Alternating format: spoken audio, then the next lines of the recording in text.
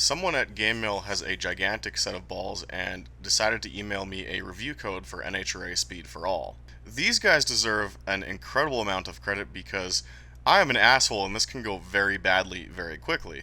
That being said, what I'm about to say might actually kind of shock a lot of people watching this. NHRA Speed for All is not a NASCAR 21 Ignition style colossal failure. At $50, the game is way too expensive, and the gameplay here is a little on the shallow side. So do not pay more than $15 or $20 for this game. But what they've put out is admittedly much further along in the right direction than one might think, and this is probably the best game that GameMill has ever released up to this point. They just needed a couple more drag racing nerds on the staff to bump them in the right direction. For this review, we're going to fuck around with the game's asynchronous online multiplayer mode, which really just lets you race other people's ghost cars whenever you want, and while it sounds kind of lame on paper, this is actually quite an intelligent design decision. I like this. So off we go into the car setup screen. This is the most important screen in any drag racing game, and unfortunately it probably has the most authenticity issues out of any aspect of this game. There's lots of options you shouldn't be able to adjust. Funny cars don't have front and rear anti-roll bars. There's no point in adjusting the brake torque. There's no point in adjusting the reverse gear ratio. So you really only end up fucking with a couple different clutch and aero settings here. There's no way to adjust blower overdrive. There's no fuel flow options. There's no way to change the wheelie bar height. But you do have a steering box option, oddly enough, which you just set all the way to the left and forget about so you don't wreck your funny car by accidentally touching the left stick. So here we go. Ranked online racing in NHRA Speed for All. You could consider this an esports video, but it is what it is. This is where the game kind of starts to stumble a bit. They've got the fundamental behavior of these cars backwards. In real life, these cars have one forward gear and one reverse gear with no neutral, and they always want to naturally creep forward. This was modeled correctly in every other NHRA game up to this point, dating back to 1998 or 1999. I forget when the first NHRA drag racing game came out.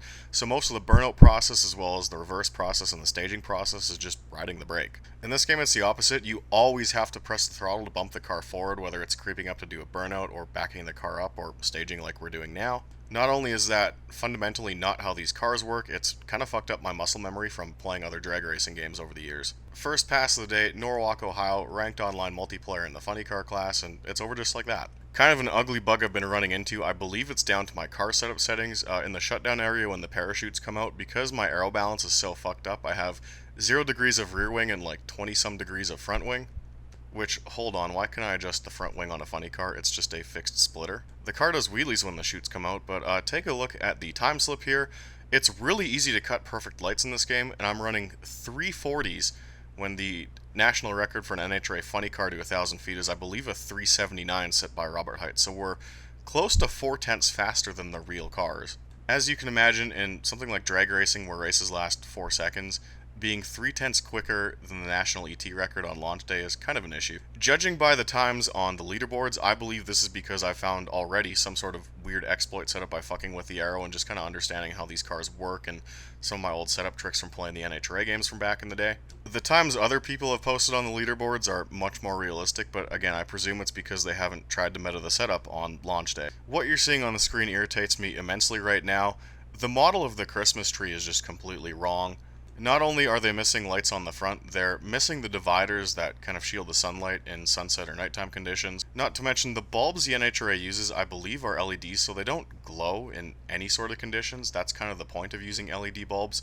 And in this game, they glow like regular light bulbs. I know that's like an insane autistic nitpick, but the tree model is just so inaccurate compared to what they actually use in real life. It's just something you immediately notice. I mean, the entire game does kind of revolve around staring at the Christmas tree and pressing the right trigger when the 3 amber lights come on. This is a pretty cool rare launch day bug I ran into. You can make a single car run to set a time on the leaderboard for any given track, but then if you go try and improve your time, the game won't let you race against yourself. Obviously this won't be an issue when someone else makes a pass on the leaderboard, so it's this really rare obscure bug that no one else is ever going to run into from this point forward. Anyways, as we scroll through the list of funny car drivers in the game, let's talk about missing content. First of all, the Tony Stewart cars of Matt Hagan and Leah Pruitt, Pritchett Stewart, LeDuc are not in the game. This really sucks. Tony Stewart starting an NHRA team was kind of a big deal for the sport. He's nowhere to be found. It seems like the devs also couldn't get the licensing rights to the sponsors for Tommy Johnson Jr., Tim Wilkerson, and Alexis DeJoria because they either have blank cars, or in the case of Wilkerson and Tommy Johnson Jr., they have a generic Don the Snake Prudhomme Army car livery with just their names on the door. It kind of reminds me of when I believe it was NHL 11 shipped with the Winnipeg Jets team, but since the jerseys hadn't been unveiled for like the first couple weeks of the game, you had to play against them in like default black and white jerseys with an NHL crest on them. And as you've probably picked out by now, there are no car brands anywhere in the game. There's no Chevy Camaro, no Ford Mustang, no Dodge Charger, and no Toyota Supra in the funny car class. And as you go through the super modified class, the pro mod class, and the pro stock class, it's all fake cars. So it's got this kind of NASCAR '09 vibe to it. That being said, I really like what they did with the track selection. This game does not have all the tracks on the NHRA Camping World Drag Racing Series circuit. It's missing Topeka, it's missing Brainerd, Sonoma's not in the game. But what they did instead of making fantasy tracks, they used regional drag strips instead. So there are a couple of interesting additions to the track roster, particularly South Georgia Motorsports Park as well as Tucson Dragway, which we're racing at right now. These are real regional tracks that host rounds on the Lucas Oil drag racing schedule. It would be like if a NASCAR game couldn't get Nashville Superspeedway, and they put in the Nashville Fairgrounds instead and said, here you go. I really like that. I think it's really cool. Anyway, fatality number 1 of my NHRA Speed for All esports career here. The wheelie glitch is really intrusive sometimes, and once the car gets bouncing on the wheelie bar in the shutdown area, all hell breaks loose. And that kind of brings me to one of my main issues with this game's physics engine. Fuel cars and funny cars don't have a suspension. This game engine cannot handle a solid frame car. Even when the car is at a standstill, and you'll actually see it throughout this review, the car kind of like bounces up and down on the spot. The engine really does not like the fact that this car is as stiff as it is. The older NHRA games did not have this problem because what they did from a physics standpoint was just glue the car to the ground. I know it's not the most realistic thing, especially when you have to start modeling stuff like tire shake, but in terms of playability and just jankiness, I prefer that solution over what they've done here. You might even get to see it when I'm staging here and slowly inching the car forward, yet you can see the nose micro chattering as I'm pulling up to the line at 1 or 2 mile an hour. This is noticeable everywhere, and it kind of detracts from the gameplay experience because it's just annoying. Again, it's not the engine vibrations making this micro chattering, it's the fact that the game engine can't handle a completely stiff race car, and even that wheelie I pulled there past the 330 foot mark, and even the bouncing here, the engine does not like the fact that this car does not have a suspension. I don't know what they did under the hood from a physics standpoint, but it really just does not work and makes the car feel super janky. And while I seem to have gotten a meta setup going and have dialed out the more intense bouncing, and I'm running 3/10 quicker than the national record, I don't doubt that this micro bouncing is going to be the root cause of so many different glitch videos of this game, or just the catastrophic wrecks that kids have because they're just screwing around with this game on the Switch. I noticed this would be a bit of a problem during my first passes with this game before I even started recording stuff and throwing it up on YouTube just as a demo of what this game is like. I noticed if I touched the left analog stick at all to steer the car during a run, it would trigger the bouncing, and that's kind of why I just went into the tuning options and cranked the steering box slider all the way to the left. I just do not want to deal with it. Anyways, off to another one of the bonus regional tracks in the game. This time we're heading to South Georgia Motorsports Park. Again, a real facility used as a stand-in for one of the big show tracks I couldn't get the license for. I really like this. I think it's really cool. Let's use the next couple of runs to talk about the game's driving mechanics as well as the game's heads-up display. In some of the videos I've watched on this game so far, such as the review from Living Nitro, he's really not a fan of how much this game holds your hand through the burnout and backup and staging process. And what this guy's talking about, when you're preparing for a run, you're going through the burnout and backup and staging process, your controls are very dampened, you can't steer the car as sharply as you'd like, you don't have the complete degree of freedom you have playing something like Beam NG, where you can line the car up sideways if you want. Or he draws comparison to the old NHRA drag racing games where if you want, you can throw the car in reverse and back into the starting tower at 100 miles an hour. You can't do that in this game. It does curate a lot of the experience. It automatically stops your car after a certain distance in the burnout. It automatically stops your car when you're backing up to the starting line. I've never actually been into the sand trap yet, because I think the game pulls your parachutes and slows the car down automatically. And you also can't do crazy shit like pre-stage the car, throw it into reverse, back up, pre-stage the car again, throw it into reverse, back up again. It's all very curated. Even down to when the tree activates, the tree won't activate unless you're holding down the brake pedal, so you can just sit with both bulbs lit and nothing happens. I agree that it's kind of shitty. I do want a little more degree of control over my car, but when you play the game properly, you won't notice it anyway. The one thing I do want to say though is I do miss in the old NHRA games being able to pull the parachutes whenever I want, when in this game they automatically come out after a set amount of time, and you aren't able to make the turn off into the return road. The car just stops in the middle of the track. That part I miss from the old NHRA games. In many ways, the game is very reminiscent to the on-track experience of the drag racing expansion, or I think it was a DLC pack for Grid Autosport, where as you're staging, you can notice the game has cut your throttle and you can just slam the trigger down and the car will inch forward. The point I'm trying to make is that during gameplay, at several points you can tell there's a man behind the curtain gently nudging you into playing the game correctly. Even though there's really no point to the degree of freedom that the old school NHRA games gave you, I still liked having it because it felt like I was playing a proper racing sim, as opposed to what is essentially a series of driving minigames where someone is clearly holding my hand. I wouldn't doubt that the team used the Grid Autosport Drag Racing DLC as a blueprint for designing their basic core gameplay loop. So in my opinion, and maybe one of the devs will respond to this video, that's probably why there's the amount of intrusiveness that there is with the game holding your hand through some of the sequences. But in my opinion, it probably would have been smarter in hindsight and helped the game feel slightly more hardcore to copy what was done for NHRA Drag Racing 2 and Top Fuel Thunder.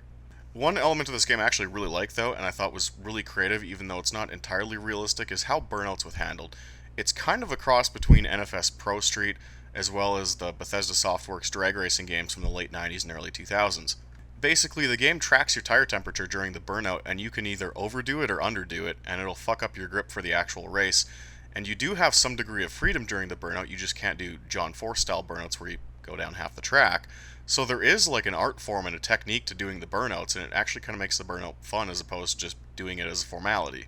It's not entirely realistic, and again, you can't do John Force style burnouts, which you could in the old school NHRA games, but they've somehow made a rather mundane processional part of the drag racing gameplay loop kind of fun and entertaining, and something you have to practice and get kind of good at.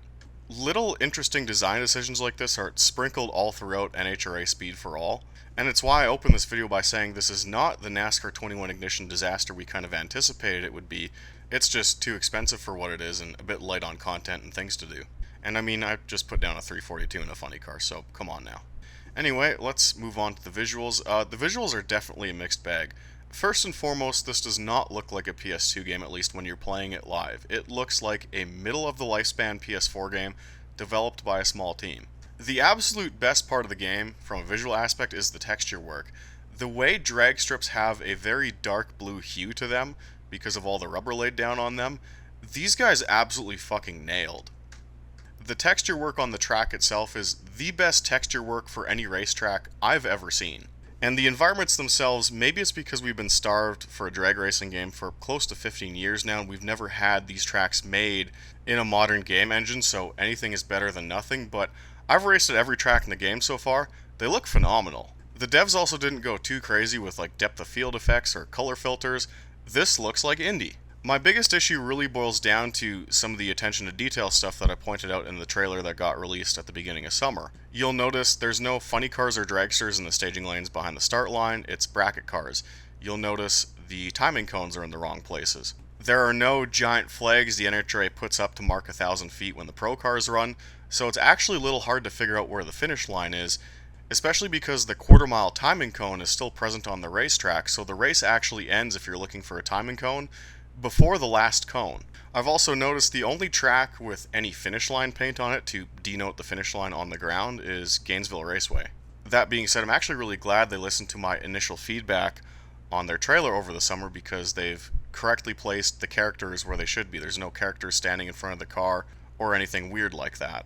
The more you look, the more you'll discover just weird stuff in the environment that's a little bit out of place, but it's also counteracted by really cool shit you'll find in the environment, like this little set of table and boxes next to the track, or the camera hanging over the right lane. These guys crammed every environment with just an assload of 3D objects everywhere, and it feels like an NHRA race. Maybe there's a bit too many people in the stands. I mean, let's be honest, there's not a lot of people going to these events anymore. And you know what, as I'm backing up here, even the way the smoke hangs in the air from the nitro cars, that's real. They modeled that. They did a really good job. I said I was going to talk about the heads-up display, right? The heads-up display kind of sucks, and I'm a bit late to the party because I'm about to stage the car here and can't really elaborate in sync with the video. The heads-up display sucks. First of all, there's actually no way to turn off some of the hand-holding, such as the Christmas tree that appears right in the center of the screen. So half the race, you drive with a giant Christmas tree in the center of your window. You can't turn the stuff off like you could in NHRA Drag Racing 2 or Countdown to the Championship or Top Fuel Thunder. That's annoying as hell, but again, it's also counteracted by the fact that it seems they're actually using a lot of the Fox Sports style TV overlay, especially for the time slip at the end of each race, so that's kind of a neat authenticity touch that I wouldn't have expected a developer like this to put in. But yeah, let's go on about the heads-up display. Everything about the heads-up display in this game absolutely fucking sucks. The button prompts, as I mentioned, that walk you through the burnout process and the reversing process and the staging process, and then at the end of the run, telling you to pull your parachute, you can't turn those off and they appear right in the center of your vision. Not only have I made, let's say, 100 to 150 passes in this game already and kind of know how things work, I've also made how many hundreds of thousands of passes in like NHRA 2 and Top Fuel Thunder and Countdown to the Championship. I don't need these anymore. I know to shift into forward and to do a burnout. I know how this works. You can't turn that stuff off. It's really annoying. Not only because I get tired of having my hand held, but the placement sucks. It really should be kind of where the wheelie bar is in chase view or where the RPM counter is in the cockpit view. It should be at the bottom of the screen. What NHRA Drag Racing 2 had back 20 years ago is a little status box in the bottom left corner that said, okay, it's time to fire the car, okay, it's time to stage now, walking you through each step. Having it in the middle of the windshield like this fucking sucks. I do like the tire temperature indicator on the bottom left though.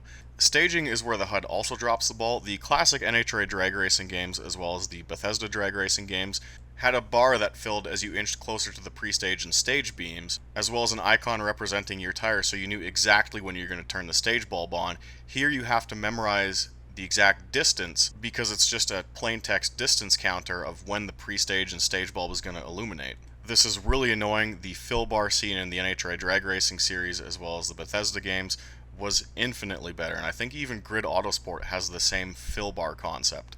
Another thing I noticed too is that when you're backing up, the NHRA Drag Racing games had a set of arrows to guide you back into your groove, and if you watch drag racing in real life, they have a guy guiding them with his hand out to kind of guide you back in your rubber tracks. Nothing like that exists in this game at all. It just tells you to reverse. It does imply by showing you how dark the tire tracks are on the track compared to the actual track texture that you should probably back up in your groove. But I do miss having to follow the arrows as seen in the old NHRA game. It was just a really smart gameplay mechanic and it was really easy and intuitive to do.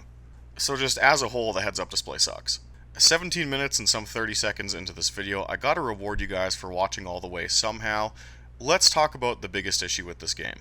The entire allure of professional drag racing is shoving as much air as you possibly can into a blown nitro-burning motor and hoping it doesn't explode. Every track you race at is going to be in a different part of the country with a different elevation, different humidity, different ambient temperature, and different track temperature. Not to mention different track preparation requiring different wheel speed. Drag racing is baseball on wheels. It is a science project with insane 11,000 horsepower engines. The gameplay loop in quotations of drag racing in real life consists of, first of all, monitoring the weather, understanding the environment and all the different environment conditions, and then adjusting the engine accordingly. At a track like Bandimere Speedway in Denver, Colorado, for example, in the old NHRA games, you'd crank up the blower overdrive because the air was thinner compared to a track near sea level like Pomona, California. And then within those base elevation differences, every day and every couple of hours, your weather's going to change, your humidity's going to change, and because you're cramming the volume of air that you are into these nitro cars, that has a butterfly effect on how the engine's going to perform. I've been running the exact same engine and car setup all video. I have not needed to change a thing. It runs 340s and now 330s everywhere. I don't think they modeled any sort of environment conditions at all. The reason drag racing games are fun for drag racing nerds is because every track and every individual session presents different environment conditions that you then have to treat the car setup screen like a puzzle game. Because the environment conditions seem not to matter, once you've got a meta setup like I found earlier this morning filming this footage, the game's over. Load setup, run the race, win by half a second. The fact that there's no need to monitor the environment conditions at all in this game has effectively broken the gameplay loop of how drag racing works as a sport. Which means that, for as much potential as this game genuinely has, dial out the bouncing and the weird glitches when you pull the chutes, and it's really no different than NHRA Drag Racing 2, the gameplay loop and the puzzle solving that made NHRA Drag Racing 2 so addictive and have such a cult following in the early 2000s isn't here. And it unfortunately means that not a lot of people are going to get the mileage they thought they would out of this game. NHRA Speed for All visibly has potential, but in trying to ensure the game appealed to everybody, they removed the puzzle-solving element of drag racing, which broke the gameplay loop.